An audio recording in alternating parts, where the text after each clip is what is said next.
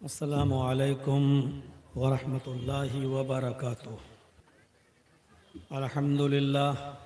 अल्हम्दुलिल्लाहि नहमदुहु व नस्तईनुहु व नस्तगफिरुह व नऊज़ु बिल्लाहि मिन शुरूरि अनफुसिना व मिन सय्यिआति अअमालिना।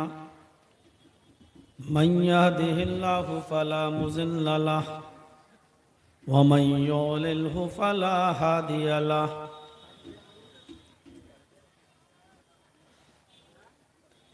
व अशहदु अल्ला इलाहा इल्लल्लाहु वहदहु ला शरीका लहु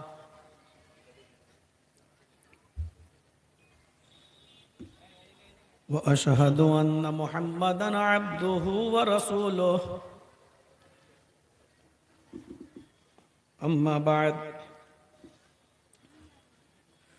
फ़इन्न खैरल हदीस किताबुल्लाह व खैरल हदी हदी मुहम्मदिन सल्लल्लाहु अलैहि वसल्लम व शर्रल उमूरि मुहदसातुहा व कुल्लु मुहदसतिन बिदअह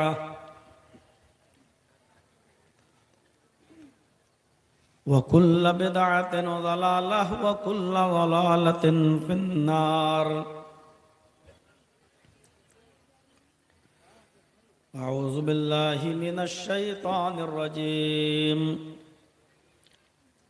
बिस्मिल्लाहिर रहमानिर रहीम।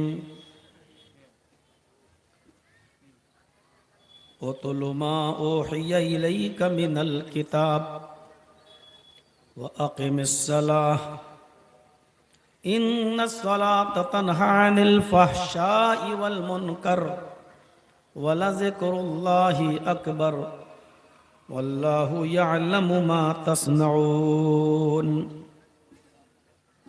रब्बि इश्रह ली सदरी व यस्सिर ली अमरी वहलुल उक़दतम मिन लिसानी यफ़क़हू क़ौली।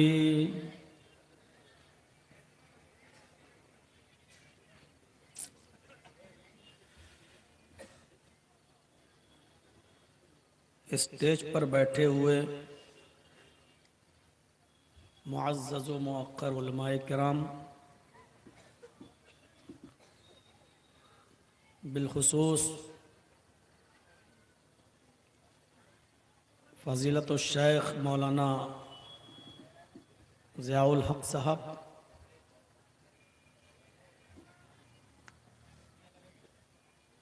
डॉक्टर जाबिर हुसैन साहब, मदरसे की कमेटी के प्रेसिडेंट, मदरसे के नाज़िम और मंजला डी और उसके इर्दो गिर्द से क़ुर्बो जवार से तशरीफ़ लाए हुए मुअज़्ज़ज़ सामईन हज़रात, पर्दा नशीन इस्लामी ख़वातीन, माँ और बहनों, मैंने जो आयत करीमा आपके सामने तिलावत की है, उस आयत करीमा के अंदर अल्लाह तबारक व तआला ने दो तीन चीज़ों की तरफ इशारा किया है, वो भी हमारे लिए निहायत ही ज़रूरी है। पहली चीज़ बताई है तिलावत कुरान पाक, दूसरी चीज़ बताई है इकामत सलात और तीसरी चीज़ बताई है ज़िक्र इलाही। आज मैं आपको थोड़ा सा इस चीज़ से जोड़ने की कोशिश करूंगा कि अल्लाह रब्बुल आलमीन ने इस आयत के अंदर तिलावत कुरान का जो हुक्म दिया है उसका मकसद क्या है, इकामत सलात का जो हुक्म दिया है उसका माना क्या है, और ज़िक्र इलाही से क्या मतलब है। उतलु मा ऊहिया इलैका मिनल किताब। पहले इसके तर्जमे पर गौर कीजिए। आए मोहम्मद सल्लल्लाहु अलैहि वसल्लम, आप तिलावत कीजिए उस किताब की जो आपकी तरफ वही की गई, जो आपकी तरफ नाजिल की गई, यानी कुरान की। जहन बनाइएगा, अल्लाह ने कुरान पढ़ने का हुक्म नहीं दिया, बल्कि तिलावत का हुक्म दिया है। तिलावत किसको कहते हैं और कुरान का पढ़ना क्या है, आज ये समझाने की कोशिश करूंगा मुख्तसरन। फिर दूसरी जगह अल्लाह ने कहा, दूसरा टुकड़ा, वह अक़िमिस सलाह, नमाज कायम करो। यहां भी अल्लाह ने यह नहीं कहा कि नमाज पढ़ो, अल्लाह ने कहा नमाज कायम करो। नमाज का पढ़ना क्या होता है और नमाज का कायम करना क्या है, आज मुख्तसरन इख्तिसार के साथ मैं इसको भी बताने की कोशिश करूंगा। हम नमाज पढ़ते हैं या कायम करते हैं, हम कुरान पढ़ते हैं या तिलावत करते हैं। और तीसरी चीज अल्लाह ने फरमाई, वाला ज़िक्रुल्लाहि अकबर, अल्लाह का जिक्र बड़ी बुलंद चीज है, बहुत बड़ी चीज है। यानी उठते बैठते चलते फिरते खाते पीते अल्लाह का जिक्र करते रहो। जिक्र इलाही क्या है, वाला ज़िक्रुल्लाहि अकबर, अल्लाह का जिक्र बहुत बड़ी चीज है। वल्लाहु यअलमु मा तस्नऊन, और दुनिया में जो तुम करते हो अल्लाह उनको जानता है। जो कुछ भी तुम करते हो, अच्छा बुरा, जो कुछ भी तुम दुनिया में कर रहे हो, अल्लाह पत्थर की कोई मूर्ति नहीं है कि उसको लात मारो तो गिर जाए, हथौड़ा मारो तो टूट जाए, कुछ भी करते रहो तो फर्क नहीं पड़े, हैं वो आपको जवाब न दे। तो अल्लाह को पत्थर की मूर्ति की तरह मत समझ लेना। वल्लाहु यअलमु मा तस्नऊन, तुम जो कुछ भी इस धरती पर करते हो अल्लाह उससे वाकिफ है, अल्लाह उससे बाखबर है। तीन चीज, कुरान का पढ़ना अलग चीज है। अभी रमजान का महीना आ रहा है ना, आप देखिएगा मस्जिदों में तरावियां होंगी, अक्सर मस्जिदों में पूरे महीने तरावी होती हैं और आखिरी रमजान से, रोजे से पहले कुरान मुकम्मल होता है। कुछ मस्जिदों में 10, 15, 20 दिन में कुरान मुकम्मल होता है। और बहुत से लोगों को, जो ऑफिस वाले होते हैं, जो ड्यूटी वाले होते हैं, जो सर्विस वाले होते हैं, जिनको पूरे महीने मस्जिद में नहीं आना है, तो वो किसी किराए के ठेकेदार को, किसी किराए के टट्टू को, किसी हाफिज को एक दिन के लिए बुक कर लेते हैं और इशा की नमाज के बाद उससे कहते हैं तुम्हें तरावी पढ़ाना है और सुबह सहरी से पहले पहले पूरा कुरान पढ़ लेना है और हम तुम्हारे पीछे आज की रात जाग लेंगे, कुरान सुन लेंगे और उसके बाद पूरे महीने हमें भी छुट्टी मिल जाएगी और तुम्हें भी छुट्टी मिल जाएगी। और वो बेचारा हाफिज जो किराए पर बुक होकर आता है, वो फिर कुरान पढ़ना शुरू करता है, अल्लाह अकबर, और गैरिल मग़दूबि अलैहिम वलज़ालिन तक गाड़ी सही चलती है। उसके बाद फिर वो अपनी स्पीड जो बढ़ाता है, अलिफ लाम मीम के बाद, ज़ालिकल किताबु ला रैब फ़ीहि हुदल लिल-मुत्तक़ीन अल्लज़ीना युमिनूना बिल गैब व युक़ीमूना स-सलाता व मिम्मा रज़क़नाहुम युनफ़िक़ून वल्लज़ीना युमिनूना बिमा उन्ज़िला इलैका व मा उन्ज़िला मिन क़ब्लिक। आपको बस आखिरी वाला जुमला समझ में आएगा, या लमून तालमून, और उसके अलावा कुछ समझ में नहीं आएगा। यह है कुरान का पढ़ना। और अल्लाह ने पढ़ने का हुक्म नहीं दिया है। एक नया मकान बनाया, कुछ लोगों को बुला लिया, साहब हमने नया मकान बनाया है, ये नई दुकान खोली है, एक पारा तुम पढ़ दो, एक पारा तुम पढ़ दो, एक पारा तुम पढ़ दो, एक पारा तुम पढ़ दो। सबके हाथ में एक एक पारा पकड़ा दिया और सबने 30 पारे पढ़ दिए, हो गई घर में बरकत।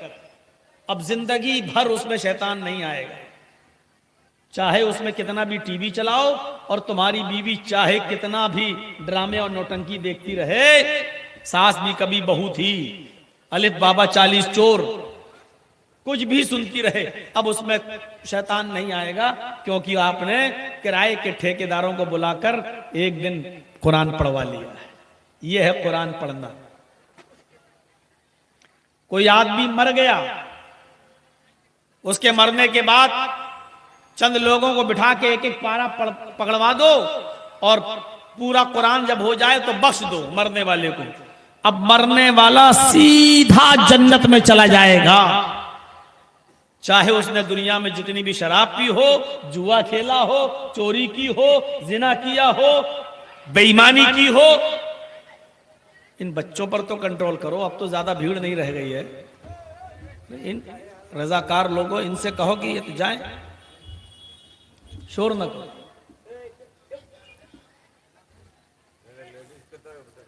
ठीक है, वहां ले जाएं लेकिन आवाज ना करें। जो कुर्सियां खाली हैं वो ले जाइए, लेडीज में दे दीजिए, लेकिन शोर नहीं होना चाहिए, आवाज नहीं। तो वो अब सीधे जन्नत में चला जाएगा। अरे कुछ कम ज़र्फों ने, कुछ पॉलिटिकल लोगों ने, कुछ मुसलमानों ने एक जुर्म अजीम ये भी किया था कि इंदिरा गांधी के मरने के बाद इंदिरा गांधी की समाधि पर गए और इंदिरा गांधी की समाधि पर जाने के बाद उन्होंने कुरान पढ़ा और 3-3 कुरान पढ़ के बख्शे गए। इंदिरा गांधी की समाधि पर कुछ मुस्लिम नेताओं ने 3 मरतबा कुरान पढ़ा। अब बताइए, कुरान पढ़ के इंदिरा गांधी को भी कह रहे हैं कि जन्नती हो जाएगी, उसको बख्श रहे हैं। ये जमीर फरोश मुसलमानों की कमी नहीं रही है, इसको कहते हैं कुरान का पढ़ना। और अल्लाह ने कुरान पढ़ने का हुक्म नहीं दिया है। हुक्म किसका दिया है सुनिए, तिलावत का। ओ तो लोमा ओहिया इलैका मिनल किताब, आए नबी आप उस किताब की तिलावत कीजिए जो आपकी तरफ उतारी गई, जो आपकी तरफ वही की गई। अल्लाह ने वही की गई यानी उसकी यानी कुरान की तिलावत का हुक्म दिया है। और अहले इल्म जानते हैं, उलमा जानते हैं तिलावत किसको कहते हैं। तिलावत का मतलब क्या है?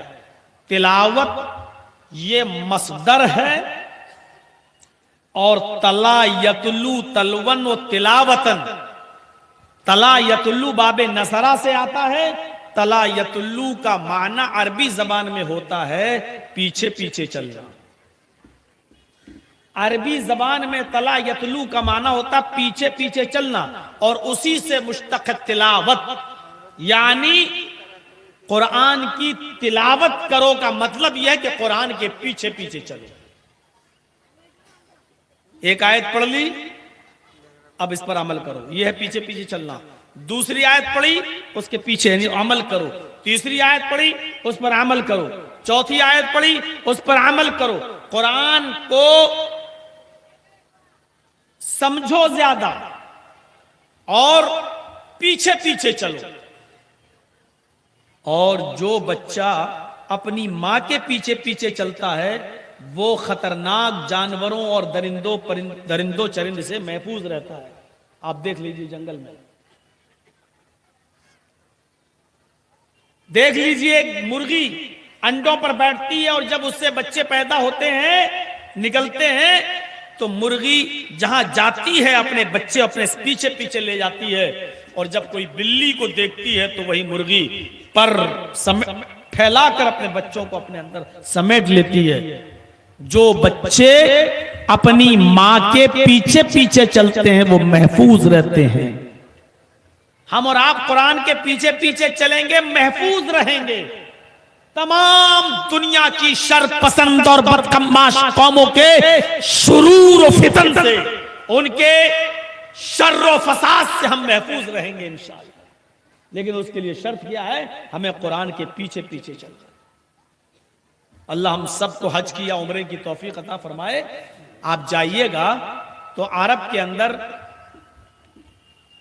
एक बच्चा है ऊंटनी का। अरब उस ऊंटनी के बच्चे को तिलव कहते हैं। तिलव, हाजा तिलव। जानते हो ये तिलव कौन सा बच्चा होता है? थोड़ा सा इधर तवज्जो दे दीजिए। मैं जानता हूं एक तो बारिश हो गई है और दूसरी फिर रात का इस वक्त 12:30 से ज्यादा हो गया, 1:45 बजने वाला है। जब बारिश हो रही थी तो मैं सोच रहा था कि चलो अब हमको जल्दी टाइम दे देंगे 10 साढ़े 10 बजे के आसपास। लेकिन जो टाइम आपने बताया था वही टाइम बारिश होने के बाद भी दिया। तो मैंने सोचा बारिश होने का फिर फायदा क्या हुआ। हमसे कहा था 1 बजे हम आपको टाइम दे देंगे, और यहां स्टेज पे आते आते फिर सब 12 सवा 12 बजे जब टाइम मिला तो थोड़ा ही तो पहले मिल गया। तो मेरे भाइयों, फिर भी आप अभी तक जमे हैं तो थोड़ा सा सुन लीजिए। तिल्व अरब में उस ऊंटनी के बच्चे को कहते हैं अरब के लोग, जो बच्चा अपनी मां के पीछे पीछे चलता है। ऊंटनी जिस जंगल में, उसका बच्चा मां के पीछे पीछे, वो जहां जा रही है बच्चा वहां, जिस झाड़ी में गई बच्चा वहां, जिस पहाड़ी पर गई उसका बच्चा वहां। अरब ऊंटनी के इस बच्चे को कहते हैं हाजा तिल्व, ये तिल्व है, यानी अपने मां के नक्शे कदम पे चलने वाला, अपने मां के पीछे पीछे चलने वाला। अरब इस बच्चे को क्या कहते हैं? तिल्व, अपने मां की फर्मा बरदारी करने वाला, अपने मां के कदम पर चलने वाला, अपने मां के नक्शे पा पे चलने वाला, अपने मां के नक्शे कदम पे चलने वाला। उस बच्चे को अरब क्या कहते हैं? तिल्व। उसी तिल्व से बना है तिलावत। जिस तरह ऊंटनी का बच्चा अपनी मां के पीछे पीछे चलता है और वो खतरनाक जानवर शेर और भेड़िए जैसे खतरनाक जानवरों से महफूज रहता है, उसी तरीके से तुम कुरान की तिलावत करोगे तो दुनिया की सारी कौमों के शर से और उनके फितने से महफूज रहोगे। हम तुम्हारी हिफाजत फरमाएंगे। जैसे वो तिल्व है, उसी तिल्व से बना है तिलावत, यानी तिलावत करने वाला भी महफूज रहता है दुनिया के फितनों से। इसका एक मतलब यह हुआ कि आज हम महफूज नहीं हैं, इसका मतलब यह है कि हम तिलावत नहीं करते हैं। मफहूम मुखालिफ निकालना सीखिए। उसूल फिक़ह की किताबों में भरा पड़ा है, उल्टा मफहूम निकालने की कोशिश कीजिए। अल्लाह ने कहा तिलावत करो, ऊंटनी का बच्चा अपनी मां के पीछे पीछे चलता है तो खतरनाक जानवरों से महफूज रहता है। हम तिलावत करेंगे तो महफूज रहेंगे। आज हम महफूज नहीं हैं, इसका मतलब यह है कि हम तिलावत नहीं करते। क्या करते हैं? पढ़ते हैं। बैठ गए, मैंने कुरान पढ़ा रमजान में, कितना? अरे मैंने 10 कुरान पढ़े, 5 हो गए। अरे आज मेरी बेटी का 5वां कुरान चल रहा है, 6ठा चल रहा है, 8वां चल रहा है। हम 1 महीने रमजान में 4 कुरान पढ़ते हैं, 5 कुरान पढ़ते हैं। अरे मेरे भाई, अल्लाह ने पढ़ने के लिए नहीं कहा है, अल्लाह ने तिलावत के लिए कहा है। तिलावत करो, तिलावत करो। आज देख लीजिए, इमाम साहब जब रमजान के अंदर दुआए कुनूत पढ़ाते हैं ना, तरावी के बाद कुनूत पढ़ते हैं ना, तरावी आप पढ़ते होंगे रमजान में, तो हाथ उठाकर आमीन आमीन कहते हो कि नहीं कहते हो? पीछे इमाम साहब कहते हैं अल्लाहुम्मा हदीनी फी मन हदैत, आप कह रहे हैं आमीन। अल्लाहुम्मा हदीनी फी मन हदैत व आफिनी फी मन आफैत व तवल्लनी फी मन तवल्लैत व क़िनी शर्र मा क़ज़ैत। आप सब में आमीन आमीन कहते हो कि नहीं कहते हो? पूरी दुआ में आप आमीन कहते हो। इस पूरी दुआ में ऐसी चीजें भी मौजूद है जहां आमीन नहीं कहनी चाहिए, लेकिन आप उस पर भी आमीन कहते हो। आप उस पर भी आमीन कहते हो। क्यों?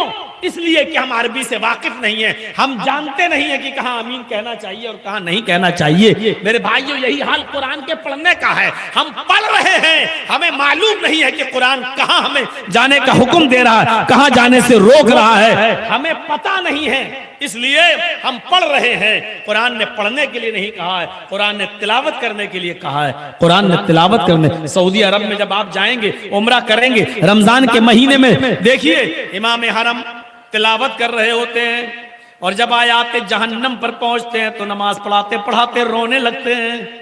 और आप देखिए खाने काबा के अंदर कितने लोग रोते हैं। वो सब अरबी लोग होते हैं जो रोते हैं, इसलिए कि वो अरबी में कुरान की आयतों का माना समझ रहे हैं। जहन्नमी आयात जहन्नम का माना समझ रहे हैं। अजाब, जहन्नम के अजाब का जिक्र हो रहा है, इसलिए वो समझ रहे हैं, इसलिए वो रो रहे हैं। मेरे भाइयों, बताओ, यहाँ इमाम पूरा कुरान पढ़ाता है, रमजान में तरावी में पूरे महीने तरावी पढ़ाता है। बताओ तरावी पढ़ते वक्त कौन सा मुसलमान रोता है? हमारी मस्जिदों में पूरे महीने तरावी होती है, बताओ कितने मुसलमान कुरान की तरावी पढ़ते हैं, कुरान सुनते हैं, कितने लोग रोते? नहीं रोते। इसलिए नहीं रोते क्योंकि उनको मालूम ही नहीं है आयात जहन्नम कहाँ है, आयात अजाब कहाँ है? जब हमें मालूम ही नहीं है तो हम रोते नहीं है, और जब रोते नहीं है तो इसलिए हमारी नमाजें हमारे ऊपर असरअंदाज नहीं होती, हमें मालूम ही नहीं। उतलु मा उहिया इलैका मिनल किताब, उस किताब की तिलावत कीजिए जो आपकी तरफ नाजिल की गई है। मैंने कहा था इख्तिसार के साथ बताऊंगा, आप समझ गए होंगे कुरान पढ़ना क्या होता है और कुरान की तिलावत क्या होती है। कुरान पढ़ना ये होता है, लेके बैठ गए बिस्मिल्लाहिर्रहमानिर्रहीम अलिफ लाम मीम ज़ालिकल किताबु ला रैब फीहि हुदल लिलमुत्तक़ीन अल्लज़ीना युमिनूना बिल गैबि व युक़ीमूना सलाता व मिम्मा रज़क़नाहुम युनफ़िक़ून। पढ़ लीजिए, 2 पारा पढ़ के हट जाइए, फिर 1 घंटे बाद फिर पढ़िए, और एक दिन में 10 पारे पढ़े, दूसरे दिन में फिर पढ़े, तीसरे दिन में फिर पढ़े, पूरे महीने 3 दिन में पूरा कुरान पढ़ तो लिया आपने। पूरे महीने में 10 कुरान पढ़ तो लिया आपने, लेकिन माफ कीजिएगा पढ़ा है आपने, तिलावत नहीं किया आपने, तिलावत नहीं किया।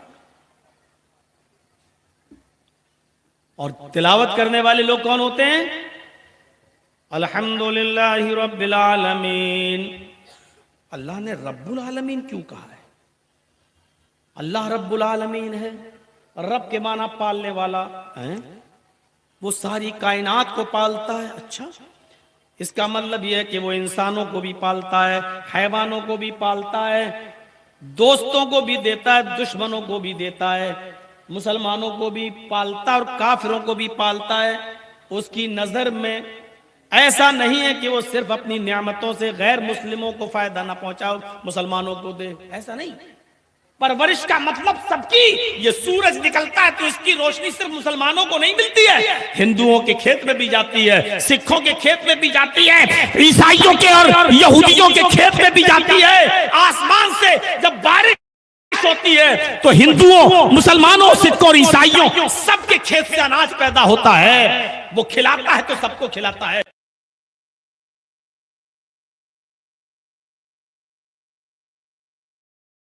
हमें भी मदद करनी चाहिए, चाहे वो हिंदू हो या मुसलमान, सिख हो या ईसाई। हम ये सबक मिलता है। अब जो कुरान की तिलावत करेगा वो सोचेगा कि रब्बुल आलमीन का माना। हजरत इब्राहिम अलैहिस्सलातु वस्सलाम ने एक बूढ़े मजूसी को अपने दस्तरखान पे खाना खिलाया, बैठो खाना खाओ, और जैसे ही उसने लुकमा उठाया कहा बिस्मिल्लाह, आग के नाम से शुरू करता हूं। इब्राहिम अलैहिस्सलाम ने खाने का लुकमा पकड़ा, है वो रख रख रख दस्तरखान पे रख, ये लुकमा, ये खाना मेरे रब ने, मेरे अल्लाह ने दिया है, इस पर नाम मेरे अल्लाह का लिया जाएगा, आग का नाम लेते हो? उसने कहा मैं तो आग की पूजा करता हूं, मेरा खुदा तो आग है, मैं आग का नाम लेके खाऊंगा। इब्राहिम अलैहिस्सलाम ने कहा तो जाओ आग से मांग लो, ये खाना मेरे रब ने दिया है, हम तुम्हें नहीं देंगे, अगर खाना है तो मेरे खुदा का नाम लो। छोड़ दिया, बुढ़ा चला गया। अल्लाह ने आसमान से जिब्राइल को भेज दिया, जिब्राइल को जाओ उस बूढ़े को पकड़ के लाओ। जिब्राइल अलैहिस्सलाम ने हुक्म दिया, अल्लाह ने कहा उस बूढ़े को खिलाओ खाना। उस बूढ़े को पकड़ के लाए इब्राहिम, कहा बाबा खा लो। उसने कहा ये क्या हुआ? कुछ नहीं, खाना खा लो। उसने कहा आग का नाम लूंगा। अरे जिसका नाम लेना चाहो ले लो। अचानक बदल कैसे गए हो? आए इब्राहिम, अचानक कैसे चेंजिंग आ गई? अभी तो मुझे भगा दिया, अब कह रहे हो कि जिसका नाम लेना चाहो ले लो, लेकिन खाना खा लो। फरमाया आए बुजुर्ग, आए मजूसी, आए बूढ़े, जब तू यहां से गया तो मेरे रब ने मुझे जिब्राइल को भेजकर बताया उस बूढ़े की उम्र 90 साल है। आए इब्राहिम, 90 साल में उस बूढ़े ने कभी मेरा नाम नहीं लिया। आए इब्राहिम, 90 साल तक उस बूढ़े ने कभी मेरा नाम नहीं लिया, लेकिन मैं फिर भी उसको खिलाता रहा, फिर भी उसको पिलाता रहा, फिर भी उसको देता रहा। जब मैं उसको खिलाता और पिलाता रहा, जब मुझे बुरा नहीं लगा, आज वो तुम्हारे दस्तरखान से भूखा उठ गया, मुझे बुरा लगा। खिलाने वाला मैं, पिलाने वाला मैं, जब मुझे एतराज नहीं तो तुम्हें क्यों एतराज है? जाओ उस बूढ़े को पकड़ के लाओ। वो बूढ़ा किसी का भी नाम ले, खाने दो। मेरी रहमत को ये गवारा नहीं कि कोई बूढ़ा, कोई भूखा दस्तरखान से उठ जाए। मेरे प्यारे साथियों, रब्बुल आलमीन का माना समझ में आता है कि देखिए उस बूढ़े ने कहा अच्छा इतना मेहरबान है तुम्हारा रब। तो कहा इब्राहिम मेरा रिश्ता भी उस रब से जोड़ दो, उसके बाद खाना खाऊंगा। तो मेरे प्यारे साथियों, जो कुरान की तिलावत करेगा वो समझेगा अल्लाह ने रब्बुल आलमीन क्यों कहा, और रहमान रहीम क्यों कहा।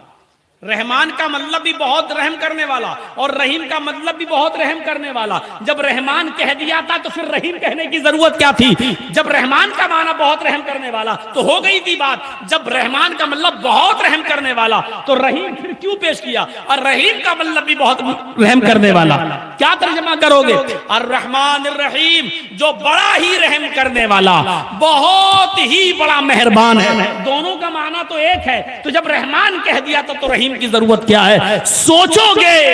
इसी को कहते हैं तिलावत, यानी कुरान के पीछे पीछे चलो।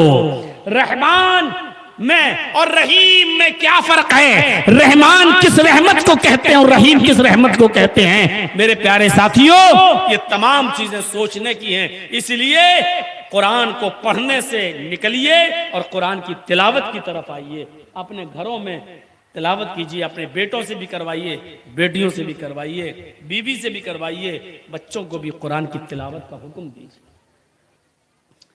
हम तो ऑफिस में जा रहे हैं, किसी कठमुल्ला ने कह दिया है तुम्हारे घर में जादू का असर है, 40 दिन सूरह बकरा पढ़ी जाएगी।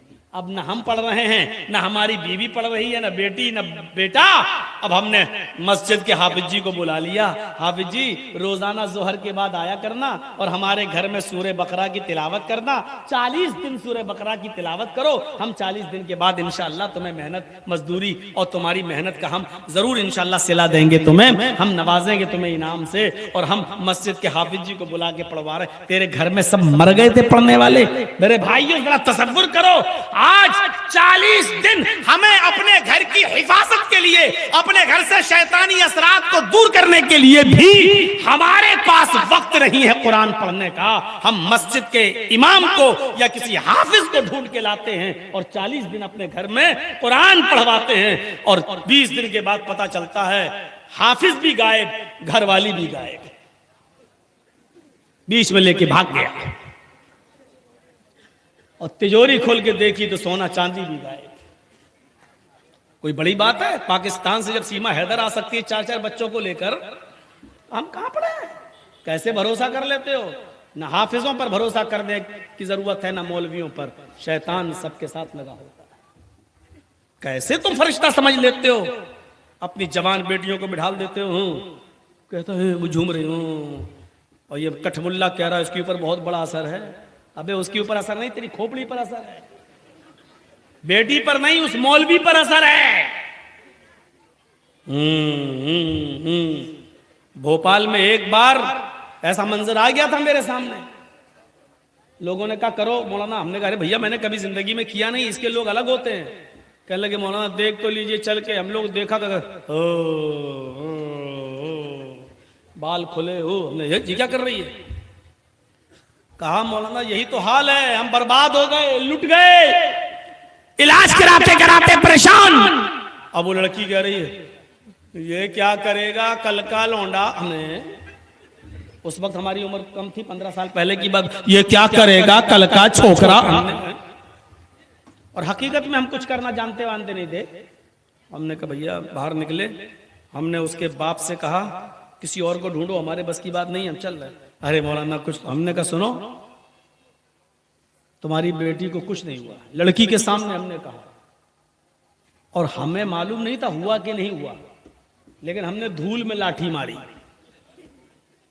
उसकी लड़की के सामने मैंने कहा कि तुम्हारी बेटी को, उसकी लड़की के सामने नहीं कहा, अलग कहा। मैंने कहा सुनो तुम्हारी लड़की को कुछ नहीं हुआ है, मुझे तो नौटंकी लग रही है। बर्बाद हो गए मौलाना, इलाज कराते कराते आप नौटंकी कह रहे हो। हमने कहा सुनो हमें ऐसा लगता कहीं प्यार व्यार का चक्कर है। तुम्हारी लड़की किसी स्कूल में जाती है? कहा। हमने कहा बस। बोला क्यों? हमने कहा वहां किसी लड़के से प्यार है इसको। इतनी जोर से हंसने की जरूरत नहीं है भाई। वहां किसी लड़के से प्यार है इसको, और उसकी शादी आप लोग उसके साथ होने नहीं दे रहे हैं, क्योंकि या तो मजहब का मामला होगा या बिरादरी का कोई मसला होगा, कोई मैटर है, और आप लोग होने नहीं दे रहे हैं, इसलिए ये नौटंकी कर रहे। अक्सर लड़कियां यही करती हैं। जो लोग अपने बेटियों से, बेटों की बात नहीं कर रहा हूं, अपनी लड़कियों से परेशान हैं, तो जरा मौलाना जर्जीस की बात भी मानकर देख लेना। मैं आपको सही बतला रहा हूं। ये अक्सर प्यार मोहब्बत का, मौलवी आपको बेवकूफ बनाएगा। मौलवी क्या कहेगा मालूम है? जिन्नात का असर है। क्यों? अरे खूबसूरत लड़कियों पर जिन्नात आते हैं, जिन्नात उनसे शादी करना चाहते हैं। अबे मौलवी, तेरी खोपड़ी में क्या भैंस का गोबर भरा है? सिर्फ मुसलमानों की लड़कियां ही खूबसूरत हैं? ये ताजमहल घूमने के लिए जितनी अंग्रेज औरतें आती हैं, स्कर्ट पहनते हुए, बाल खुले हुए, लिपस्टिक लगाए हुए, और फिल्मी दुनिया में जितनी हीरोइनें हैं, इनके ऊपर तो कभी कोई जिन्नात नहीं आया है। सिर्फ ये सारी खूबसूरती मुसलमान लड़कियों के ऊपर है। हमें बेवकूफ समझते हो? ऐसे मौलवी बेचारे जिस स्कूल से पढ़ते हैं ना, हम उस स्कूल के हेडमास्टर रह चुके हैं। ये हमें बेवकूफ बना, तो खूबसूरत है इसलिए इनके ऊपर जिन्नात आ जाते हैं। खूबसूरत लड़कियां सिर्फ मुसलमानों के घरों में, गैर मुस्लिमों के घरों में नहीं है, अंग्रेजों में नहीं है। ये घूमने आती है दिल्ली, बंबई का ताज होटल, आगरे का ताजमहल, दिल्ली का कुतुब मीनार है, दिल्ली का लाल किला, ये सब जो घूमने आ रही हैं, इन औरतों के ऊपर तो हमने कभी नहीं देखा कि कोई जिन्नात हो। हमारी लड़कियां ये लगता है जन्नत से उतारी हुई हूर है, इसलिए आ जाते हैं इनके ऊपर। तो हमने उस लड़की के सामने कहा चलो अभी देखो, तजर्बा करके देखता हूं, हो सकता है देखें। तो अब लड़की कहती ओ ये आया है कल का छोकरा, ये क्या दूर करेगा, हट हट। हमने अरे इसके ऊपर तो बहुत बड़ा वाला है।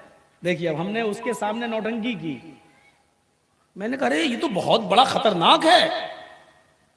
हमने कहा तेल लाओ, 1 किलो सरसों का तेल मंगाया, कढ़ाई पे रखा, उस लड़की के सामने स्टोव जलवाया। पहले स्टोव चलते थे, गैस चूल्हे तो अब आए हैं।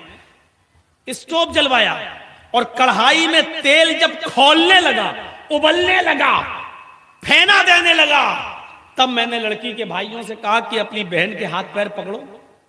क्यों पकड़ो? कस के उन लोगों ने पकड़ा और मैंने वो खौलता हुआ तेल कटोरी में लेकर चिमटे से पकड़ के मैंने कहा इसका चेहरा इधर लाओ, इसके कान में ये डालूंगा खौलता हुआ तेल। बोले क्यों? मैंने कहा वो शैतान जो इसके अंदर घुसा हुआ है, जो जिन्नात, वो कान के रास्ते से ही बाहर निकलेगा। जब कान में डालेंगे तो इस कान से या नाक से या आंख से बाहर निकलेगा। ये तेल खौलता हुआ कान में डाला जाना जरूर, पकड़ो जल्दी ठंडा हो जाएगा। खौलता हुआ तेल जो मैं लेके आगे बढ़ा, और जब उस लड़की ने देख लिया बचने का कोई रास्ता नहीं, तो कहती है हट, हमें कुछ नहीं हुआ, हट हट हट। कैसा मौलवी हमारे कान फाड़ने आ गया, हमारी जिंदगी बर्बाद करना चाहता। अरे हमें कुछ नहीं हुआ है। मैंने कहा सच बता ये कब से ये हरकत कर रही है? तब उसने कहा 2 साल से।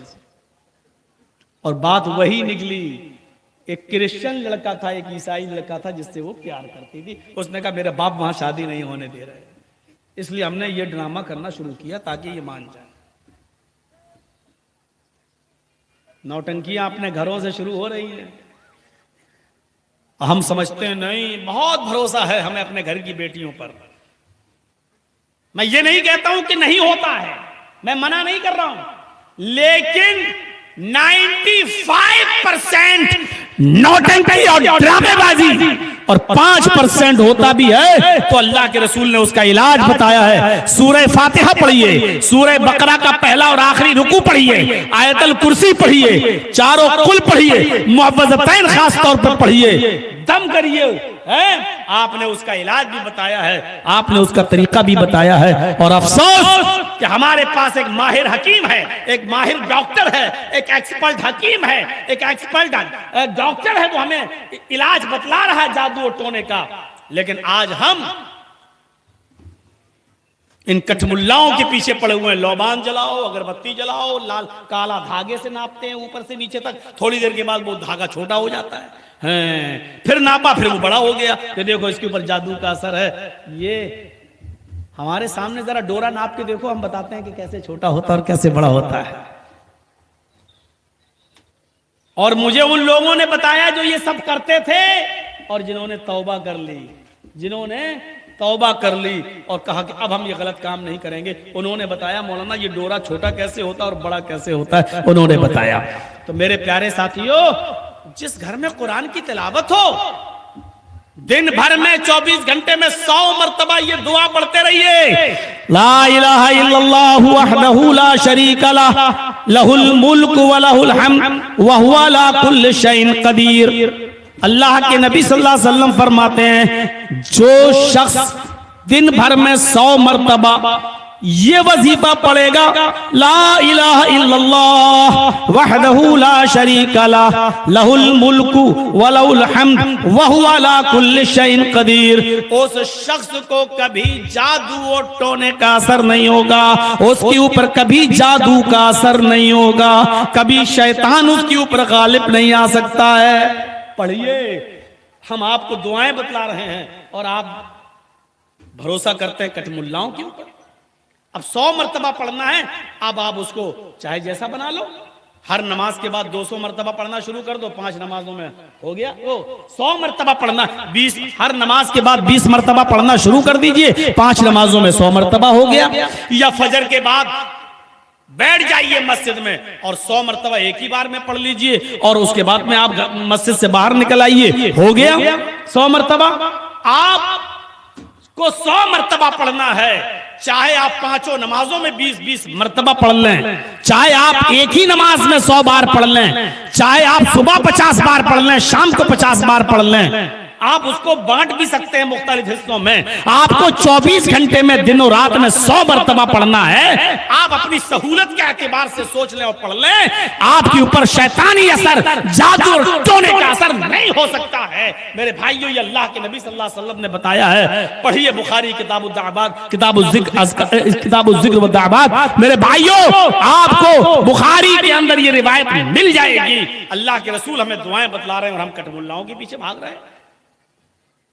दूसरों को ताबीज देता है, उसको खुद नहीं मालूम कि मेरी बेटी किसके साथ भागने वाली है। कोई लड़का जाए, साहब मौलाना साहब ताबीज दे दीजिएगा, क्या हुआ? फलां की बेटी से प्यार है लेकिन वो हमें घास नहीं डालती।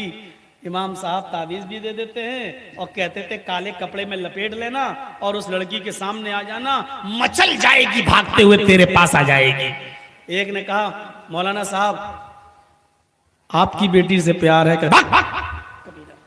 जो चीज तू अपने लिए पसंद नहीं करता है वो दूसरों को फिर ताबीज बना के क्यों दे रहा है? अगर ये काम जायज होता तो तूने अपनी बेटी का नाम सुनते ही उसको भगा क्यों दिया?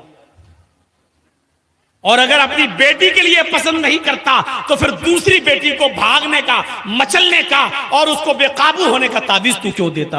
दूसरों की बेटी बेटी नहीं, तेरी बेटी बेटी है? दूसरों का कुत्ता कुत्ता, मेरा कुत्ता टॉमी। समझ में नहीं आता मेरे भाइयों, ये कहां से ये सब चीजें निकली हैं? अगर ये दीन का काम है तो तुझे क्यों बुरा लगा अपनी बेटी का नाम सुनकर? और अगर ये दीन का काम नहीं है तभी तो तुझे बुरा लगा, फिर तू दूसरों के लिए कैसे दे रहा है? आप इसको इमाम कहेंगे, आप इसको मौलवी कहेंगे? इसीलिए मैंने कहा है ये सब नौटंकी करते हैं और ड्रामेबाजी। मिनल किताब, आए नबी उस किताब की तिलावत कीजिए जो आपकी तरफ वही की गई, जो आपकी तरफ उतारी गई, जो आपकी तरफ नाजिल की गई। तिलावत कीजिए। अब आप समझ गए होंगे तिलावत किसको कहते हैं और ये भी समझ गए होंगे कि कुरान का पढ़ना क्या है। हमें अल्लाह से दुआ करना चाहिए कि अल्लाह हम सबको कुरान की तिलावत करने की तौफीक अता फरमाए। आइए दूसरी तरफ चलते हैं। व अक़ीमिस्सलाह,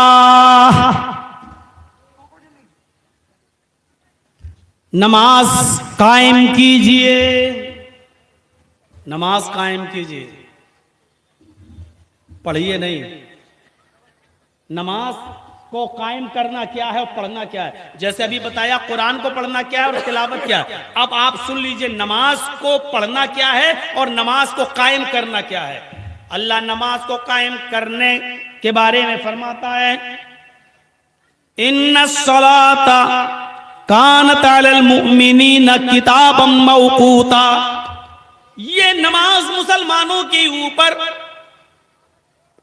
अपने वक्त के ऊपर फर्ज की गई है, अपने वक्त पर फर्ज की गई है। जोहर की नमाज फर्ज नहीं है, जोहर की नमाज को उसके वक्त पर पढ़ना फर्ज है। समझ रहे हैं ना आप? अब थोड़ी सी तवज्जो दीजिएगा मेरी तरफ। फजर की नमाज पढ़ना फर्ज नहीं है, फजर की नमाज को उसके वक्त पर पढ़ना फर्ज है। असर की नमाज पढ़ना फर्ज नहीं है। अगर असर की नमाज पढ़ना फर्ज होती तो अभी कितने बज रहे हैं? रात का 1 बज रहा है। अल्लाह मैं कल असर की नमाज की नियत अभी कर रहा हूं और कल की असर में अभी पढ़ रहा हूं। अल्लाह अकबर। असर की नमाज पढ़ना फर्ज नहीं है, असर की नमाज को उसके वक्त पर पढ़ना फर्ज है। मगरिब की नमाज पढ़ना फर्ज नहीं है, मगरिब की नमाज उसके वक्त पर पढ़ना फर्ज है। इशा की नमाज फर्ज नहीं है, इशा की नमाज को उसके वक्त पर पढ़ना फर्ज है। हाँ, सफर में हैं अगर आप, तो अल्लाह के रसूल ने हमें इजाजत दी है, हम जोहर और असर दोनों को एक साथ पढ़ सकते हैं। चाहे तो जोहर में ही असर मिला लीजिए, या असर के टाइम पर जोहर असर दोनों पढ़ लीजिए, या जोहर को बेहतर और अफजल है जोहर को थोड़ा लेट कर दें और असर को थोड़ा पहले कर लें और दोनों को मिलाकर आप पढ़ लें, आपको शरीयत इजाजत देती है। लेकिन दो नमाजें जोहर असर एक साथ पढ़ सकते हैं, मगरिब और इशा एक साथ पढ़ सकते हैं। मगरिब और इशा, यही कंडीशन मगरिब और इशा में भी है।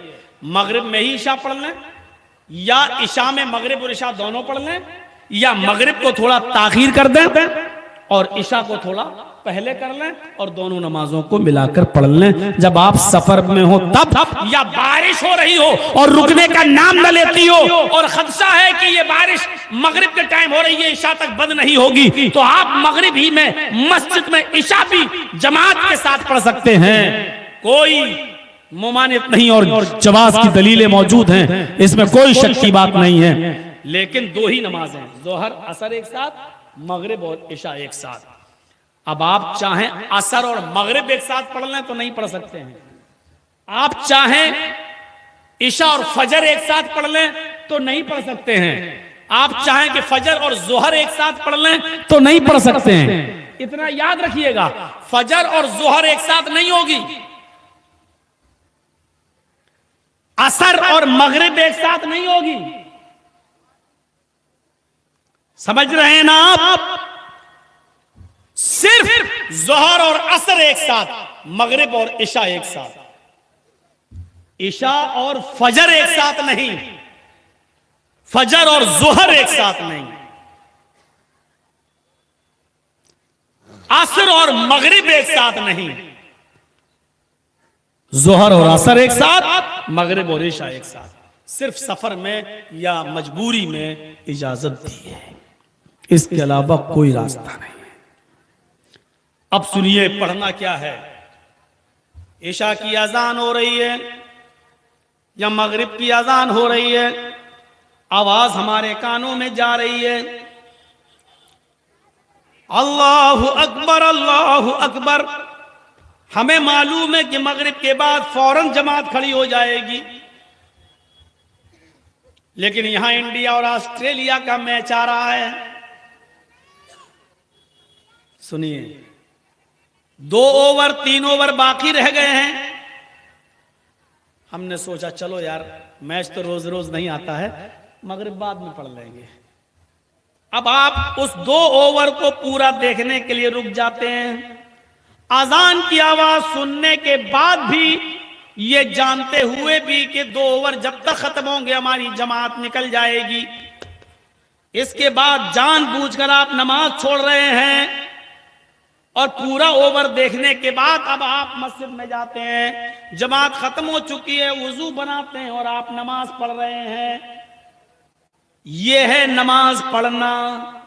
आपने नमाज कायम नहीं की है, आपने नमाज पढ़ी है। आपके ऊपर मगरिब की नमाज पढ़ना फर्ज नहीं था, मगरिब की नमाज को उसके वक्त पर पढ़ना फर्ज था।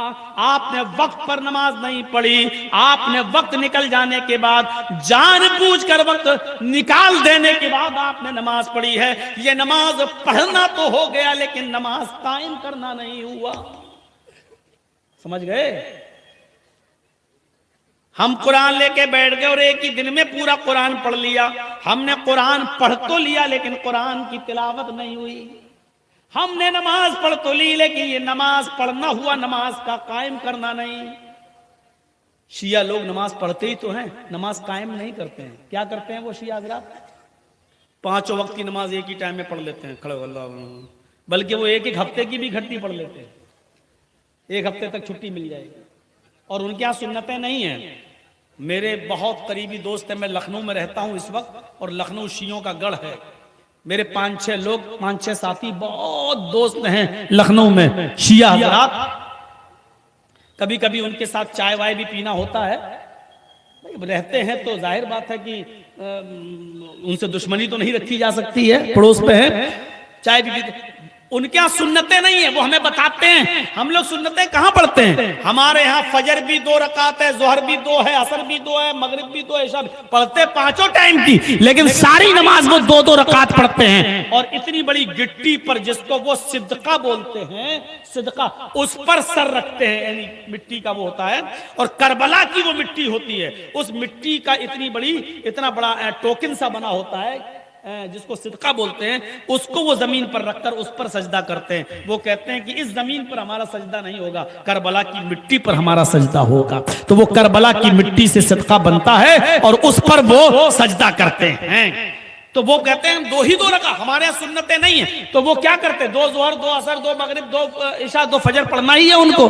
तो वो क्या करते हैं? 10 रकात हो गई, 5 वक्त की नमाज में 10 रकात, तो 10-10 करके वो 50 पढ़ लेते हैं। बोले 5 दिन की हमने पढ़ ली। कभी 70 पढ़ लेते हैं, बोलते 1 हफ्ते की हमने पढ़ ली। और कभी कभी वो खाली हैं तो 1-1 महीने की भी एडवांस पढ़ लेते हैं। इसको बोलते हैं नमाज पढ़ना। ये नमाज पढ़ना है, नमाज का कायम करना नहीं है। और यहां अल्लाह ताला कहता नमाज कायम करो। फजर की नमाज को उसके वक्त पर पढ़ना है। कभी आंख लग गई, कोई बात नहीं, जब आंख खोले तब पढ़ लो, जब आंख खोले तब पढ़ लो। लेकिन कभी रोजाना का ये मामूल नहीं बनाया जा सकता है। अगर रोजाना आप सूरज निकलने के बाद फजर की नमाज पढ़ते हैं तो आप नमाज पढ़ रहे हैं, नमाज कायम नहीं कर रहे हैं। और इस नमाज के पढ़ने पर अल्लाह सवाब देगा या नहीं, वो अल्लाह बेहतर जाने। नमाज रोजाना पढ़ने की आदत डालोगे तो अल्लाह ताला उस नमाज के पढ़ने पर हमारी नमाज भी कबूल करेगा या नहीं, अल्लाह बेहतर जाने। अल्लाह ने हुक्म तो दिया नमाज कायम करने का, नमाज कायम करो, उसके वक्त पर पढ़ो।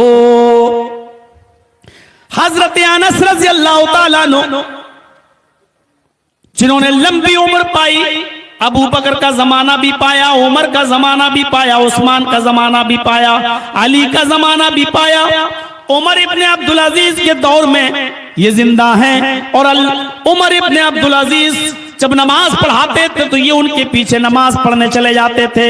लेकिन कभी कभी उस मस्जिद में ये पहले नमाज पढ़ लिया करते थे। हजरत अनस पहले नमाज पढ़ के चले आया करते थे। लोगों ने शिकायत की, अमीरुल मोमिनीन अनस कभी तो आपके पीछे नमाज पढ़ते हैं और कभी पहले पढ़ के चले जाते हैं, आपके पीछे नहीं पढ़ते। ये हमें लगता है कोई फितना खड़ा करना चाहते हैं, पहले नमाज पढ़ के चले जाते हैं, आपके पीछे नहीं पढ़ते। बुलाया गया हजरत अनस को, क्या तुम जमात में इंतशार पैदा करना चाहते हो? क्या तुम जमात में इख्तिलाफ डालना चाहते हो? क्या तुम जमात में लड़ाई और झगड़ा करना चाहते हो? क्या तुम अपनी कौम को 2 हिस्सों में बांटना चाहते हो? कहा मैंने क्या किया? कहा सुना है कभी कभी तो तुम मेरे पीछे नमाज पढ़ लेते हो और ज्यादातर तुम पहले नमाज पढ़ के चले जाते हो और मेरे पीछे नमाज नहीं पढ़ते। हजरत अनस कहते हैं बिल्कुल सही कहा है आपने, आए खलीफतुल मोमिनीन, कभी मैं आपके पीछे नमाज पढ़ लेता हूं और अक्सर दिनों में मैं पहले नमाज पढ़ के चला जाता हूं, आपके पीछे नमाज नहीं पढ़ता। पूछा क्यों? उसी की तो वजाहत चाहिए मुझे, उसी को तो क्लियर करो। तो फरमाया कि जब मैं देखता हूं कि आज आप नमाज पढ़ाने जल्दी आ गए और मैं देखता हूं कि ज़ुहर सुन्नत के मुताबिक, असर सुन्नत के मुताबिक, इशा और फजर सुन्नत के मुताबिक, यानी जो टाइम है उस टाइम पर आप पढ़ाते हैं तो मैं आपके पीछे नमाज पढ़ लेता हूं। और जब आप सुन्नत के तरीके से हट जाते हैं, नमाज को लेट कर देते हैं, तो मैं पहले मस्जिद में नमाज पढ़कर चला जाता हूं। फरमाया ऐसा क्यों करते हो? तो हजरत अनस ने कहा क्योंकि मैंने अल्लाह के नबी का जमाना देखा है और मैंने नबी के नमाज के औकात को देखा है। मेरी आंखें जानती हैं, हम अल्लाह के नबी के जमाने में थे, हमारी आंखें पहचानती हैं कि अल्लाह के नबी फजर कब पढ़ते थे, अल्लाह के नबी ज़ुहर कब पढ़ते थे, अल्लाह के नबी असर कब पढ़ते थे, अल्लाह के नबी मगरिब कब पढ़ते थे, अल्लाह के नबी ईशा कब पढ़ते थे। मेरी आंखों ने मोहम्मद रसूलुल्लाह की नमाज के औकात को देखा है। जब तौर और तरीके पर और नबी के वक्त पर नमाज पढ़ते हैं तो मैं आपके पीछे नमाज पढ़ लेता हूं, और जब आप नबी के तरीके से हट जाते हैं और नमाज में लेट करते हैं तो फिर मैं आपके पीछे नमाज नहीं पढ़ता, फिर मैं आपके पीछे नमाज अदा नहीं करता। देखा, जो लोग जोहर की नमाज को 1:30 बजे और 1:45 बजे पढ़ते हैं वो जरा अपने गरीबानों में झांके। जो असर की अजान टाइम हो रहा है 2:30 बजे और जो 4 बजे पढ़ते हैं वो लोग जरा सोचें। हजरत अनस ने कहा, मुस्नद अहमद की रिवायत तक खोल कर देख लो, छठी जल्द में कहा, जब आप नबी के टाइम पर नमाज पढ़ते हैं तो मैं आपके पीछे पढ़ लेता हूं, और जब आप लेट करते हैं तो मैं पहले पढ़ के चला जाता हूं, क्योंकि मेरी आंखों ने नबी की नमाज के औकात को देखा है, मेरी आंखें नबी की नमाज के टाइम को पहचानती हैं। नमाज पढ़ना नहीं बताया है अल्लाह ताला ने, नमाज को टाइम पर पढ़ना बताया है। और पूछा अल्लाह के रसूल से सहाबा ने, अय्यु ज़म्बि अफ़ज़लु या रसूल अल्लाह, अय अल्लाह के नबी सबसे अच्छा और अफजल अमल कौन सा है? तो अल्लाह के नबी फरमाते हैं, अस्सलातु लिवक्तिहा, नमाज को उसके वक्त पर पढ़ना सबसे अच्छा अमल है। नमाज को उसके वक्त पर पढ़िए। नमाज वक्त पर फर्ज की गई है, यह है नमाज का कायम करना। जन्नत के अर्श के साये में कौन होगा? सबअतुन युज़िल्लुहुमुल्लाहु फी ज़िल्लिही यौम ला ज़िल्ला इल्ला ज़िल्लुहु, इमामुन आदिल व शाबुन नशअ फी इबादतिल्लाह व रजुलुन क़ल्बुहु मुअल्लक़ुन फिल मसाजिद। 7 आदमी जो अर्श के साये में होंगे कयामत के दिन, और अल्लाह के अर्श के साये के अलावा कोई साया ना होगा। उनमें अल्लाह के नबी फरमाते हैं, पहला इंसान कौन होगा? इमामुन आदिल, अदलो इंसाफ करने वाला अमीर, अदलो इंसाफ करने वाला हाकिम, जो अपनी आवाम अपनी रियाया के साथ अदलो इंसाफ करता होगा। अदलो इंसाफ करने वाला बाप जो अपनी तमाम औलादों के दरमियान अदलो इंसाफ करता होगा।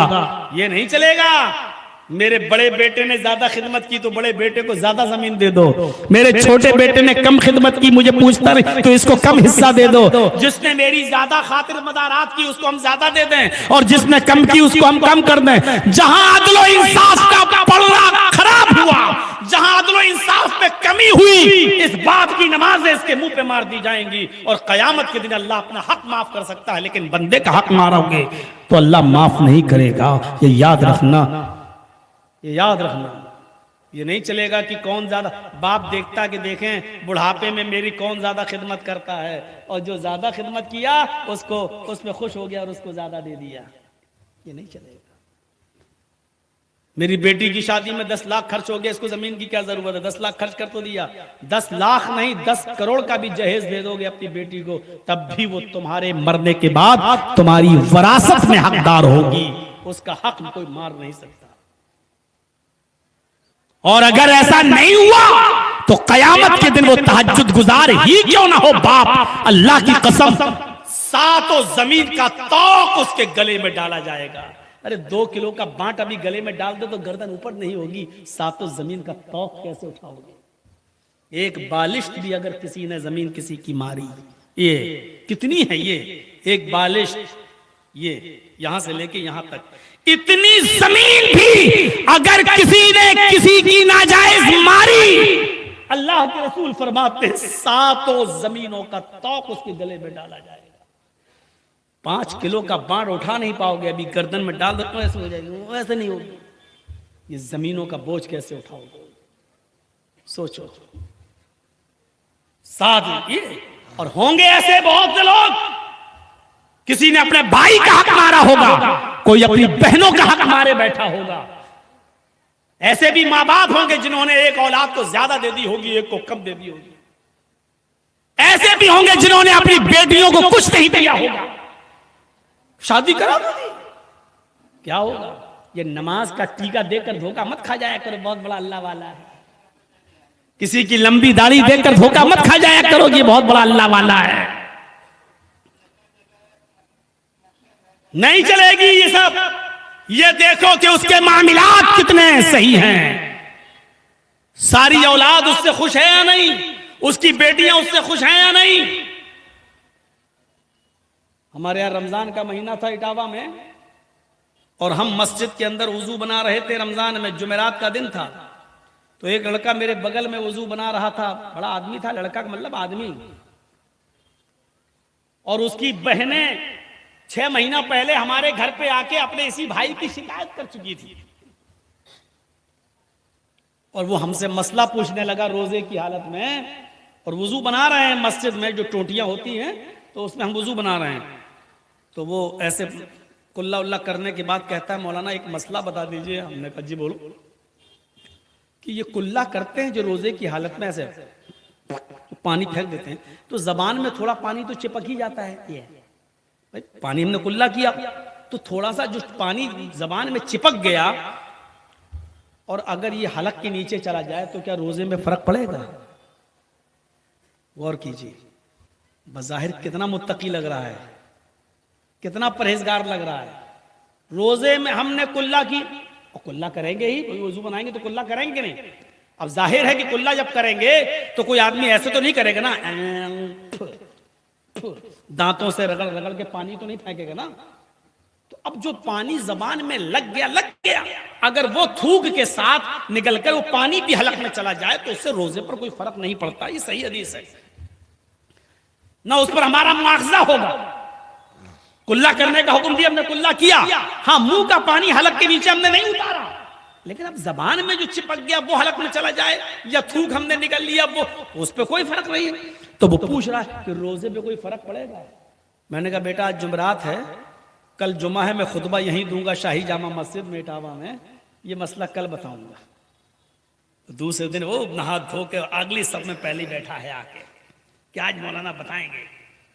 तो हमने 20 मिनट तो इधर उधर की तकरीर रोजे की फजीलत पे बयान करके आगे बढ़ाई बात। कहा कि कल एक साहब ने मसला पूछा, मैंने नाम नहीं लिया, मैंने कहा कल एक साहब ने मसला पूछा। भैया तुम ही तकरीर कर लो या हमें करने दो।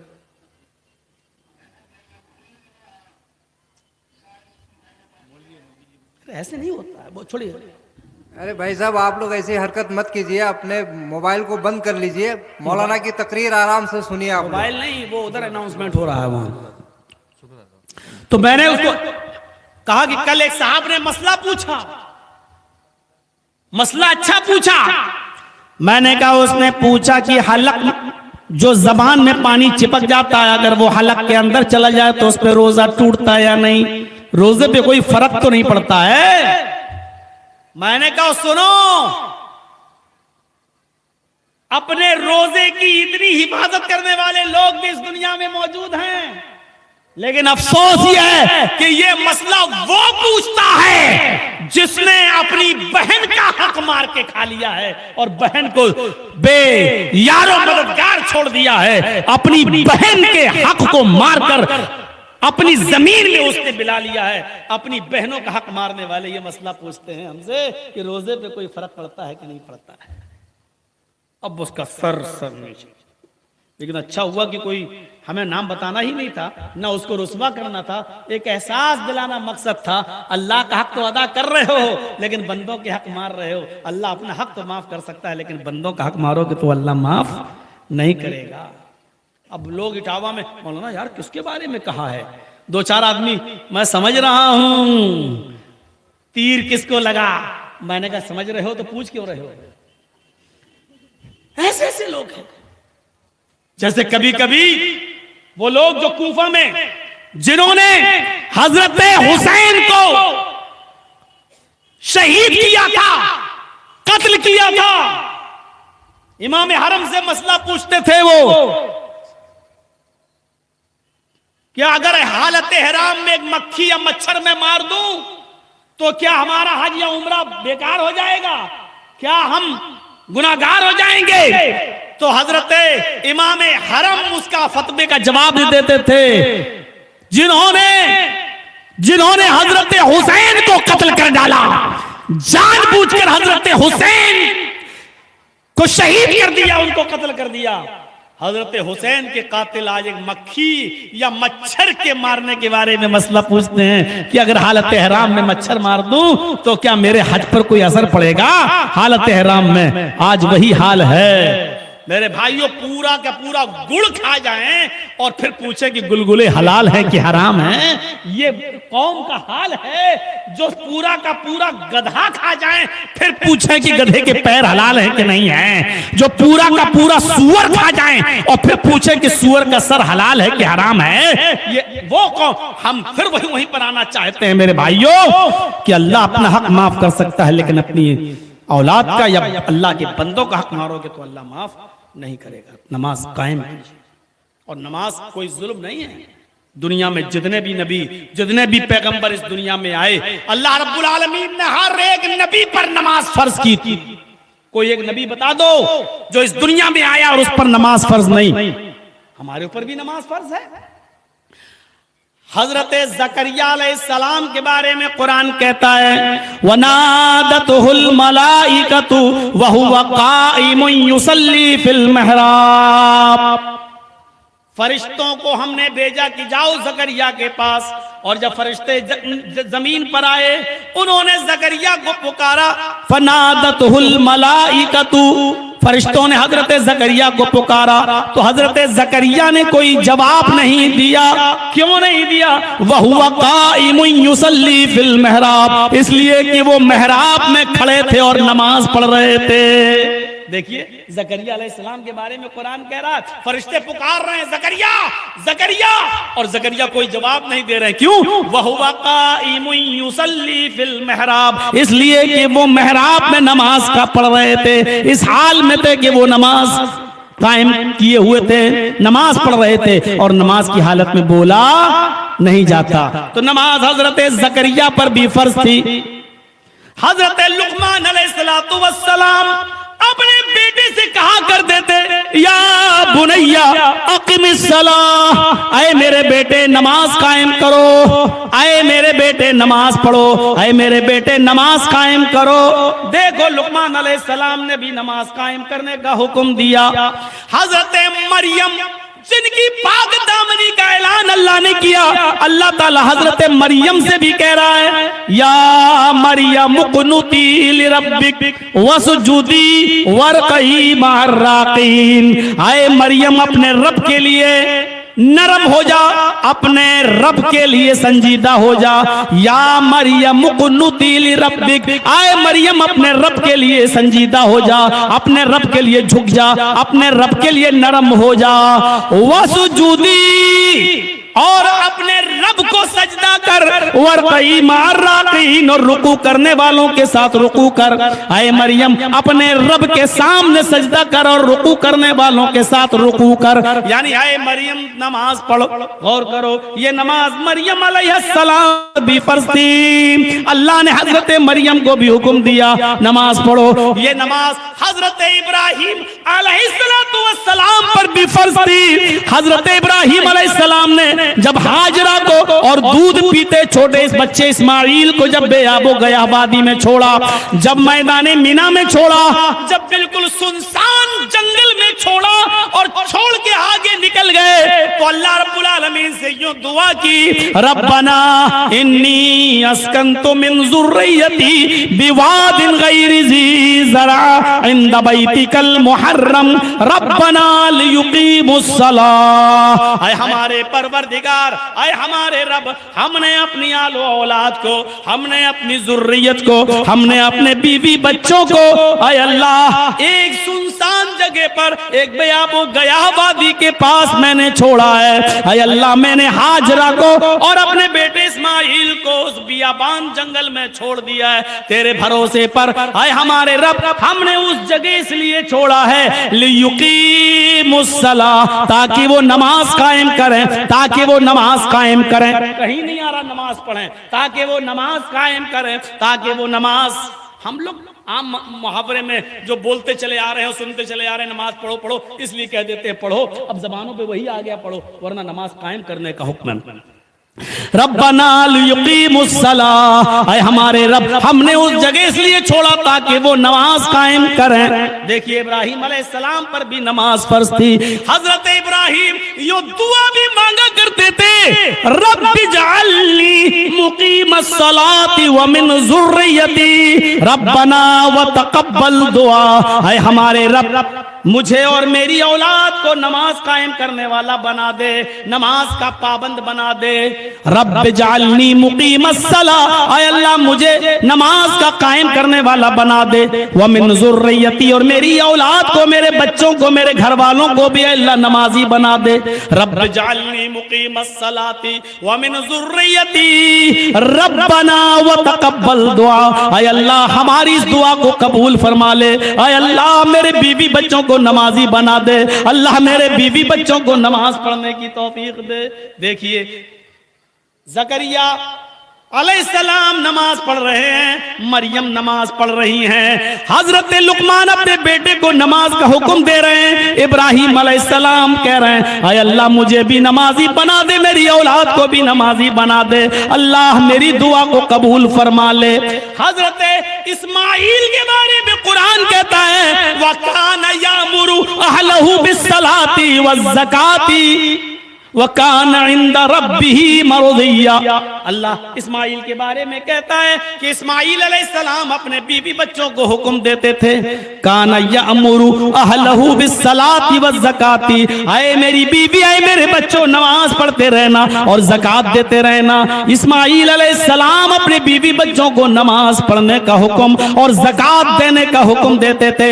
वकान इंद रब्बिही मर्दिया, और इस्माइल तो अपने रब के बहुत ही महबूब और पसंदीदा बंदे थे। इस्माइल तो अपने रब के महबूब और पसंदीदा बंदे थे। इस्माइल अलैहिस्सलाम भी अपने और अपने बीवी बच्चों को नमाज पढ़ने का हुक्म दे रहे हैं, और अल्लाह कह रहा है कि वो तो मेरे बहुत ही महबूब और पसंदीदा बंदे थे, लेकिन इसके बावजूद वो नमाज पढ़ रहे हैं और अपने बीवी बच्चों को नमाज पढ़ने का हुक्म दे रहे हैं। हजरत मूसा अलैहिस्सलाम की जिंदगी पर नजर डालो। यहां मूसा अलैहिस्सलाम ने अल्लाह से जिद की, अल्लाह मैं तुझे देखूंगा। अल्लाह ने कहा मूसा तुम मुझे नहीं देख सकते हो, लन तरानी या मूसा, अय मूसा तुम मुझे नहीं देख सकते हो। नहीं अल्लाह मैं देखना चाहता हूं। चढ़ गए जबल तूर पर और अल्लाह ने तजल्ली दिखाई हल्की सी, फखर्र मूसा साइका, तो मूसा बेहोश होकर जमीन के ऊपर गिर पड़े। जब मूसा को होश आया तो अल्लाह रब्बुल आलमीन मूसा को हुक्म दे रहा है इन्ननी अनल्लाह, आए मूसा मैं अल्लाह हूं। अल्लाह मूसा से कह रहा है इन्ननी अनल्लाह, आए मूसा मैं अल्लाह हूं, ला इलाहा इल्ला अना, मेरे अलावा कोई इलाह नहीं, कोई माबूद नहीं, ला इलाहा इल्ला अना, मेरे अलावा कोई माबूद नहीं। क्या कह रहे हैं? इन्ननी अनल्लाह ला इलाहा इल्ला अना फअबुदनी, ऐ मूसा सिर्फ मेरी ही इबादत करो, ऐ मूसा सिर्फ मेरी ही पूजा करो। और इबादत में तो बहुत सी चीजें शामिल हैं, बहुत सी, इसलिए नमाज का जिक्र अलग कर दिया गया। आए मूसा तो फिर मेरी ही इबादत करो, मेरी ही इबादत करो। वह अक़िमिस सलात लिज़िक्री, और मेरी याद के लिए, मुझे याद करने के लिए नमाज कायम करो। वह अक़िमिस सलात लिज़िक्री, आए मूसा मैं ही अल्लाह हूं, मेरे अलावा कोई माबूद नहीं, फ़अबुदनी, बस मेरी ही इबादत करो। वह अक़िमिस सलात लिज़िक्री, और मेरी याद के लिए नमाज कायम करो, मेरे जिक्र के लिए नमाज कायम करो। यहां अल्लाह तबारक व तआला ने मूसा अलैहिस्सलाम को नमाज पढ़ने का खुसूसी हुक्म दिया कि वह अक़िमिस सलात लिज़िक्री, नमाज कायम करो। यहां मरियम के पेट से ईसा पैदा हुए, और ये तो आप सब जानते हैं बगैर बाप के पैदा हुए ईसा। मरियम ने बगैर शौहर के बेटा पैदा किया, तो जाहिर है कि आवाजें तो उठना थी। जो चीज कभी ना हो वो नमाजी औरत, मेहराब में अल्लाह की इबादत करने वाली, अपने घर के कोने में मुसल्ला पकड़ कर इबादत में रहने वाली औरत शादी से पहले मां बन जाती है। लोगों ने कहा वाह 900 चूहे खा के बिल्ली चली हज को, इबादत करने के मामले में देखो हर वक्त मुसल्ला बिछाती है, और हाल यह है कि उसने बगैर शादी के बेटा पैदा किया, यानी नाजायज बच्चा। हजरत मरियम खामोश हैं, हर चीज का जवाब नहीं होता है, सीखो कुछ, हर चीज का जवाब नहीं दिया जाता है, बहुत सी चीजों का जवाब खामोशी भी होता है। हजरत मरियम खामोश हैं, कुछ नहीं बोल रही हैं। जब पानी हद से ज्यादा चढ़ गया और लोग आए और कहने लगे मरियम तुम्हें साफ साफ बताओ ये बात क्या है। लोग क्या क्या अफवाहें उड़ा रहे हैं, क्या क्या अफवाहें फैला रहे हैं। तो हजरत मरियम ने इशारा किया, मुझसे क्या पूछते हो, ये बेटा किसका है, इसका बाप कौन है, मुझसे क्या पूछते हो, जाओ उसी बच्चे से पूछ लो। और ईसा अलैहिस्सलाम तो अभी दूध पीते बच्चे हैं, पालने में झूल रहे हैं, उम्र ही क्या है, पैदा हुए या कचोके लगे, अभी उम्र है ही क्या, पालने में झूल रहे हैं, गहवारे में पड़े हुए हैं झूले में। तो क्या कहते हो हंसते हुए लोग, अरे मरियम किसके पास भेज रही है, बच्चे के पास, ये क्या बोले। हजरत मरियम कहती तुम मुझसे क्यों कह रहे हो, इस बच्चे से पूछ लो ना। तुम पूछना चाहते हो कि मेरे ये बच्चा जो पैदा हुआ किसका है ना, यही ना जानना चाहते हो, तुम मुझसे क्यों पूछ रहे हो, इस बच्चे से पूछ लो। तो लोगों ने कहा कैफ़ नुकल्लिमु मन कान फिल महदी सबिया। कुरान के अल्फाज देखिए, कैफ़ नुकल्लिमु मन कान फिल महदी सबिया। इस बच्चे से क्या पूछूं, अरे मरियम इस बच्चे से क्या पूछूं जो बोलना नहीं जानता है, जो अभी बच्चा है और पालने में झूल रहा है, गहवारे में पड़ा हुआ है। इस बच्चे से क्या बोलूं, जो क्या जवाब देगा, ये कल का लड़का, ये बेचारा क्या बोलेगा, इससे क्या पूछूं, तू बता। उधर ईसा सुन रहे हैं, छोटे से हैं, बच्चे हैं, दूध पीते बच्चे हैं, सुन रहे हैं, कौम के लोगों की बातें सुन रहे हैं। और जब कहा ये क्या बोलेगा, ये तो बच्चा है, अभी पालने में झूल रहा है, ये क्या बोलेगा, तो इस ईसा बोल पड़े, छोटा सा बच्चा बोल पड़ा। कुरान क्या कहता, ओफो, कुरान की आयतें सुन लो। आज की तरह कुरान की आयतों से और हदीसों से भरी हुई तकरीर मेरे भाइयों शायद आम जलसों में इस तरीके की नहीं होती है, ऐसी नहीं होती है। आज पूरी की पूरी तकरीर मुदल्लल सिर्फ किताबों सुन्नत पर मबनी है, जो मैंने आपके सामने पेश की है। वरना और तकरीरों में कभी इधर की, कभी वो वेदों की बातें, कभी उधर की बातें, कभी ये लोगों की फरमाइश पर, कभी मंत्र मंत्र, ये सब चलते हैं। लेकिन आज खालिस कुरान और हदीस पर मबनी ये तकरीर हमने आपके सामने रखी है। शायद समझ लो कि बारिश हो गई थी, उसकी वजह से ये मौजू मेरे जहन में आया कि चलो इसी पर बोला जाए। तो छोटा सा बच्चा बोल पड़ा, क्या कहा उस बच्चे ने, जब उन लोगों ने कहा कि ये क्या बोलेगा, ये तो झूले में पड़ा है, बच्चा है, क्या बोलेगा। इधर ईसा कहते इन्नी अब्दुल्लाह, कुरान की आयत है, ये तो बोल रहा है, कौन है, आवाज आई, सब लोग इधर। और ईसा क्या कह रहे हैं, छोटे से बच्चे क्या कह रहे हैं, इन्नी अब्दुल्लाह, मैं अल्लाह का बंदा हूं, इन्नी अब्दुल्लाह, मैं अल्लाह का बंदा हूं, अतानियल किताब वजालनी नबियन वजालनी मुबारकन ऐनमा कुन्तु व औसानी बिस्सलाति वज़्ज़काति मा दुमतु हय्या। कुरान की आयत पर रश करो, छोटा सा बच्चा बोलकर जवाब दे रहा है, इन्नी अब्दुल्लाह, मैं अल्लाह का बंदा हूं। मेरी माँ पर तोहमत लगाते हो, मेरे माँ पर इल्जाम लगा रहे हो, उस तरफ नहीं गए, सिर्फ मेरी आवाज, मेरे मुंह में जो जबान है, जो बोल रहा हूं, वो अल्लाह ने जो दी हमें, उसी से अंदाजा लगा लो। और सुनो, मेरी माँ ने कोई गलत काम नहीं किया, अल्लाह ने मुझे अपनी कुदरत कामिला से पैदा किया है, मेरा कोई बाप नहीं है, जो कुछ भी है मरियम मेरी माँ है और अल्लाह ने मुझे अपने हुक्म से पैदा किया है। इन्नी अब्दुल्लाह, मैं अल्लाह का बंदा हूं, अतानियल किताब, अल्लाह ने मुझे किताब दी है, यानी मैं जब नबी बनूंगा तो इंजील मुझे मिलेगी, यानी अल्लाह ने मुझे किताब से नवाजा है। वजालनी नबिया, और अल्लाह ने मुझे नबी बनाकर भेजा है। आए लोगों, एक ही आयत में कितनी बातें, लोगों मैं अल्लाह का बंदा हूं, अतानियल किताब, अल्लाह ने मुझे इंजील से नवाजा है, तो किताब दी है, यानी अल्लाह की तरफ से मुझे किताब मिलेगी। वजालनी नबियन, और अल्लाह ने मुझे नबी बनाकर भेजा है। वजालनी मुबारकन ऐनमा कुन्तु, और मैं जहां रहूंगा अल्लाह ने मेरे जरिए बरकत रखी है, मुझे मुबारक बनाया है, यानी मेरे जरिए हर जगह बरकत होगी, मैं जहां जाऊंगा वहां बरकत ही बरकत मेरे पीछा करेगी। मुझे अल्लाह ने बरकतों से नवाजा है, मैं जहां भी रहूंगा। व औसानी बिस्सलाती वज़्ज़कात, यही मेरा मौजू है। व औसानी बिस्सलाती वज़्ज़काती मा दुम्तु हय्या, और मेरे रब ने मुझे हुक्म दिया है कि मैं जब तक जिंदा रहूं नमाज पढ़ता रहूं और ज़कात देता रहूं, नमाज पढ़ता रहूं और ज़कात देता रहूं। देख लीजिए नमाज, यहां पर छोटा सा बच्चा भी कह रहा है, दूध पीता बच्चा भी कह रहा है, जब मुझे नबी बनाकर अल्लाह भेजेगा, मुझे किताब देगा, मुझे बाबरकत बनाएगा, तो मुझे ये हुक्म भी देगा कि जब तक मैं जिंदा रहूं नमाज पढ़ता रहूं और ज़कात देता रहूं। ये नमाज कभी और किसी भी हाल में माफ नहीं है। मेरे भाइयों, 1.5 घंटे की इस तकरीर के बाद मैं समझता हूं आपके अंदर एक इनकलाब सा आया होगा, सोच लिया होगा, जहन बना लिया होगा।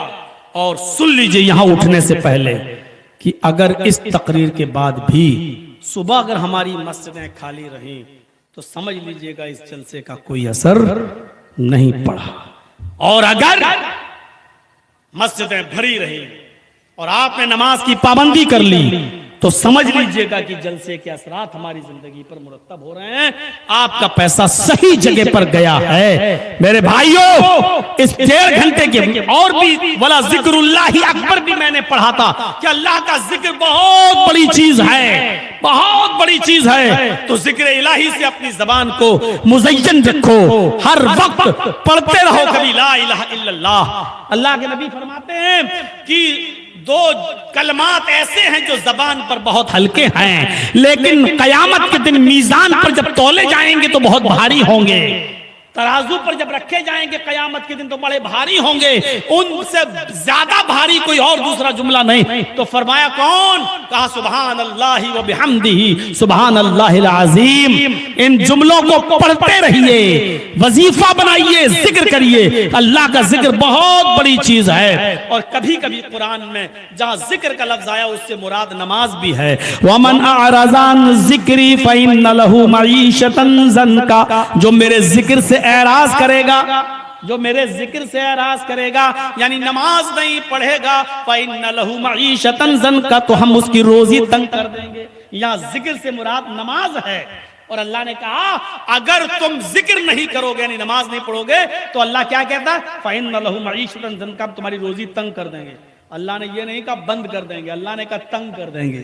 रोजी का बंद करना अलग होता है और रोजी का तंग करना अलग होता है। बंद करने का मतलब एक घूंट पानी भी न दे, और तंग करने का मतलब पैसा बहुत आ रहा है लेकिन रुक नहीं रहा है। हमने कमाया, आज खुश है, 5,000 रुपए कमाए हैं, घर लेके गए, खुश है, आज मेरी बीवी खुश होगी, आज मेरा बच्चा खुश होगा, आज हम आज खाना आज हमारे घर में अच्छा बनेगा, आज हमने 5,000 रुपए कमाया है। जैसे घर पहुंचते हैं पता चला कि बेटे का एक्सीडेंट हो गया है, जल्दी से लेके डॉक्टर के पास भाग रहे हैं। डॉक्टर ने 15,000 का खर्चा बता दिया है, पैसा तो आया 5,000 और खर्च हो रहा है 15,000, 10,000 हमें कर्ज लेना पड़ा। यह है रोजी को तंग कर देना। ईमानदारी के साथ बताइए कितने लोग ऐसे हैं यहां पर जिनके पास पैसा आता तो है बहुत लेकिन रुकता नहीं है, एकदम फिसल जाता है। जैसे हम बालू उठाते हैं जमीन से, मजबूती के साथ मुट्ठी में पकड़ते हैं और मजबूती से पकड़ते, जितनी मजबूती से मुट्ठी बंद करते हैं बालू उतनी तेजी के साथ खिसक जाती है। हमारे पास जितनी तेजी के साथ पैसा आता है उससे दुगनी रफ्तार से वापस चला जाता है। पता चला मेरे बेटे को कैंसर हो गया, पता चला मेरी बीवी की किडनी फेल हो गई है। मेरे भाइयों, अल्लाह ने क्या कहा? अगर तुम मेरे जिक्र से यानी नमाज से एराज करोगे फ़इन्न लहू मईशतन ज़न्का, हम तुम्हारे लिए रोजी को तंग कर देंगे। और वमन यत्तक़िल्लाह यजअल लहू मखरजा व यरज़ुक़हु मिन हैसु ला यहतसिब, और अगर तुम अल्लाह से डरोगे, हर मामले में अल्लाह का खौफ खाओगे तो हम निकलने का रास्ता बना देंगे। व यरज़ुक़हु मिन हैसु ला यहतसिब, और ऐसी जगह से रोजी देंगे जहां से बंदे को वहम व गुमान भी नहीं होगा। हम ऐसी जगह से रोजी देंगे। अल्लाह से डरोगे तो अल्लाह ऐसी जगह से रोजी देगा जहां वहम व गुमान सोचा भी नहीं होगा, यहां से रोजी आ गई। और अगर नमाज से रूगर्दानी करोगे, एराज करोगे, तो हम तुम्हें तंग कर देंगे, रोजी तंग। अच्छा, एराज किसको कहते हैं? एक चीज और समझ लो, कुरान ने कहा ना वमन अअरज़ अन ज़िक्री, जो नमाज से एराज करेगा, अल्लाह ने ये नहीं कहा कि जो नमाज छोड़ेगा, नमाज छोड़ने वाला तो मुसलमान की सफ में है ही नहीं। साहबा किराम फरमाते हैं अल्लाह के नबी के जमाने में हम नमाज के अलावा किसी दूसरे काम के छोड़ने पर किसी को काफिर नहीं समझते थे, लेकिन नमाज जो छोड़ता था नमाज छोड़ने वाले को काफिर समझते थे। तो नमाज छोड़ने वाले की तो हैसियत ही अलग है, उसको छोड़ दीजिए, हम उसकी बात ही नहीं कर रहे हैं। अल्लाह ने यह नहीं कहा जो नमाज से एराज करेगा, एराज कहा है, छोड़ना नहीं कहा।